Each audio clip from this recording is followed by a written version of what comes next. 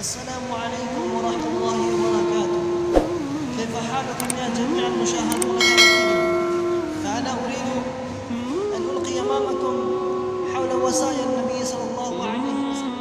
أوصيكم بتقوى الله والسمع والطاعة وإن كان عبدا حبشيا، إنه من يعش منكم بعدي فسيرى اختلافا كثيرا، فعليكم بسنتي وسنة الخلفاء الراشدين المهديين، تمسكوا بها وعضوا عليها بالنواجذ، وإياكم ومحدثات الأمور، فإن كل محدثة بدعة وكل بدعة ضلالة وكل ضلالة في النار. أحبتي في الله، أتوجه وجوهكم بهذا الحديث.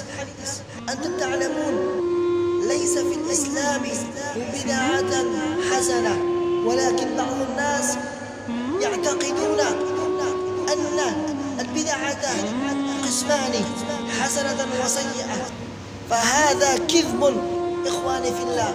ليس في الإسلام البدعة حسنة، بل كل بدعة ضلالة، كل بدعة ضال، وكل بدعة ضلالة، والضلالة في النار. أحبتي في الله، اجتنبوا من هذه البدعات المروجة، فعليكم أن تحفظوا الوصايا النبي صلى الله عليه وسلم في قلبك، واذكره وبينه على إخوانك، كما قال النبي صلى الله عليه وسلم: بلغوا عني ولو آية. إذا عندك حديث موجود، إذا عندك الآية موجود من الله تعالى ومن الأحاديث المباركة عن رسول الله صلى الله عليه وسلم، فعليكم أن تبين أمام الناس.